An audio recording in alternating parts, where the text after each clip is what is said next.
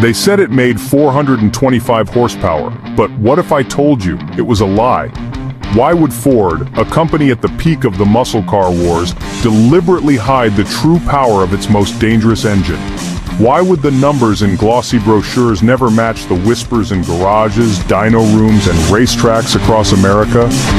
This is the story of the Ford 427, the motor that terrified NASCAR, embarrassed rivals, and forced Ford to cover up its own creation. A motor so legendary drag racers swore it was untouchable, yet Ford insisted it was just another V8. But why? Why downplay the very monster that could have crowned them undisputed champions of the horsepower war? To understand the lie, we have to rewind. It was the 1960s. Detroit was burning with one obsession: horsepower. Chevy had the 409 and was cooking up the 396. Dodge was sharpening the 426 Max Wedge. Pontiac had shocked everyone with the GTO. And Ford was tired of being the family car brand. They wanted blood, they wanted trophies. By 1963, Ford's engineers in Dearborn were locked in a war room, sketching blueprints that would shake the foundation of American racing.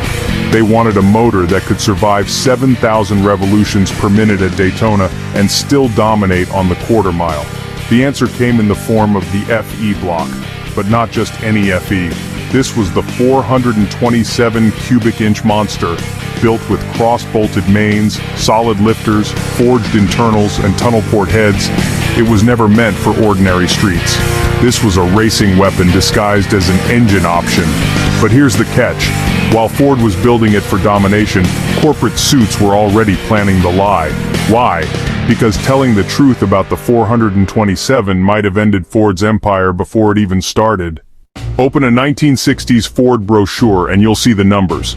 425 horsepower. That's the official rating for the 427.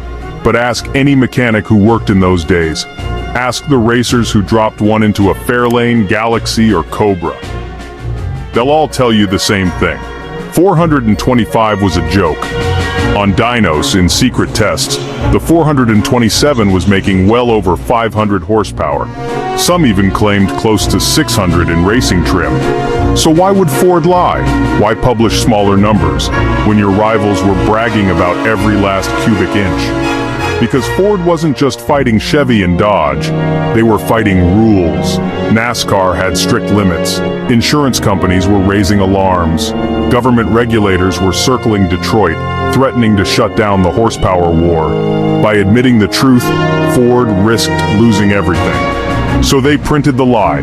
425. That was safe. That kept the watchdogs away. That made the 427 look like just another V8. When in reality, it was a sledgehammer. And that's where the myth begins. Daytona, 1963. The high banks echoed with thunder. Ford rolled in with their 427 powered Galaxies, and suddenly, everyone noticed something strange. The cars weren't just fast, they were untouchable. Chevy teams struggled to keep up. Mopar drivers swore Ford was cheating. Even NASCAR officials whispered behind closed doors, "These cars are too good." Was Ford really bending the rules? Or was it just the raw, hidden power of the 427 that no one dared to print? The controversy peaked when Ford's dyno sheets started disappearing. Engineers admitted off-record that the motors were producing far more than the published numbers. But whenever reporters asked, Ford's PR machine repeated the script. 425 horsepower, 425, always 425, like a broken record. The truth? NASCAR insiders knew it, rival mechanics knew it, but Ford kept the lie alive, because if they didn't, the 427 might have been banned overnight. Here's the million-dollar question. Why would a company lie about success? Shouldn't they have bragged about having the strongest engine in America? Shouldn't they have plastered 500 horsepower across every billboard in Detroit? Not in the 1960s. See, horsepower wasn't just marketing, it was politics. If Ford admitted the 427 was making 550 horsepower, insurance rates would skyrocket. Congress might have cracked down on dangerous cars. NASCAR could have outlawed the engine before it ever saw victory lane. And there was another problem. Chevy and Dodge were watching. If Ford revealed their hand too early, the rivals would build their own counterattack. So Ford made a decision: lie to survive. Keep the brochures at 425, keep the officials calm. Let the real truth live only in the hands of racers, mechanics, and legends, whispered through exhaust fumes at midnight drag strips. And that's why the 427 is more than just an engine. It's a cover-up, a buried story, a muscle car conspiracy that still makes gearheads ask today, what was the real number? How powerful was the 427? And why did Ford never admit it? Open a 1964 Ford brochure today. What do you see?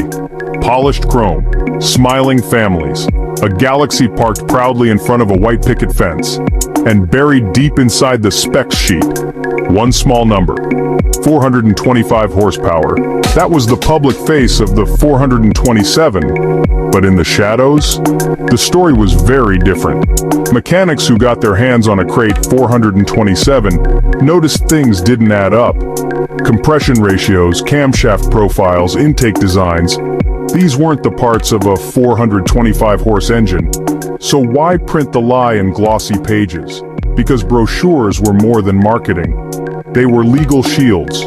If the government came knocking, Ford could point to the brochures and say, look, we're not breaking limits, we're safe, we're responsible. But the street racers knew better. The dynos didn't lie. The 427 wasn't making 425. It was crushing past 500. That's when whispers started. People began asking, if Ford lied about horsepower, what else were they hiding? The early 60s weren't just about selling cars, they were about winning races. And in NASCAR, the 427 was rewriting the rules. In 1963, Junior Johnson, Fred Lorenzen, and other Ford drivers showed up with 427S under the hood. Suddenly, the Chevys and Dodges looked slow, too slow. Spectators saw it, rivals complained, and NASCAR's boardroom got nervous. Is Ford cheating? They asked. Is this engine legal? The truth? Ford wasn't cheating, they were just ahead of everyone else. But to keep the playing field fair, NASCAR began looking for ways to limit the 427. Some races saw last-minute rule changes. Some Ford entries were disqualified. In one infamous case, NASCAR outright banned certain 427 configurations. It wasn't about fairness, it was about fear. Because if Ford's secret power got out, NASCAR risked losing competition entirely. Nobody wanted a one-brand show, so once again, Ford played the game. They smiled for cameras, they said 425 horsepower, they downplayed the advantage. But behind the garage doors, they were laughing.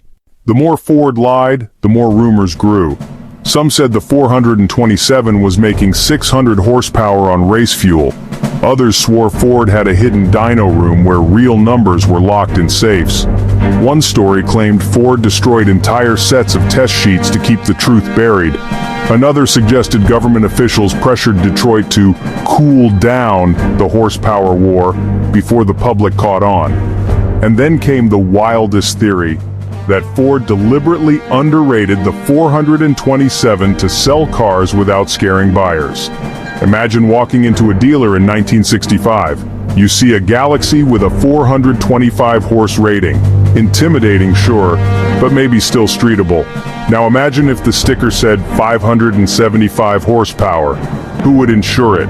Who would dare drive it off the lot?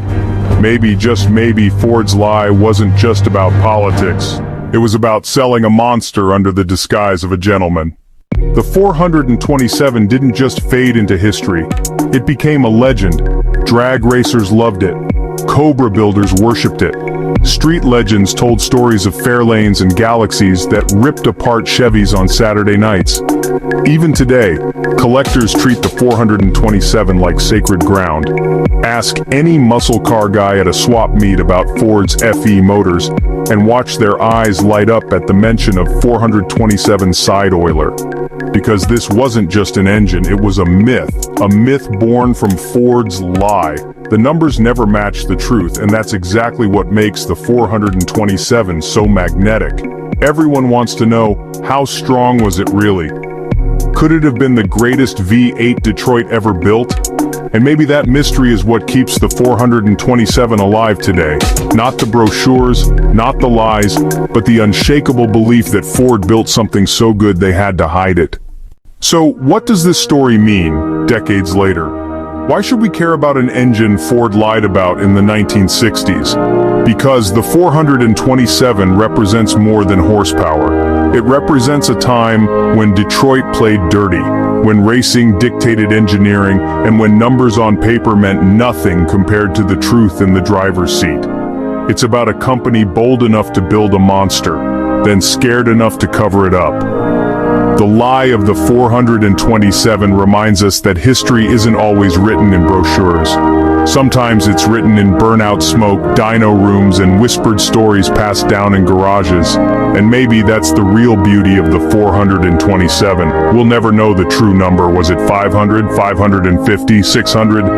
But maybe the mystery is what makes it immortal, because in the end, horsepower fades, engines rust, companies move on, but legends live forever.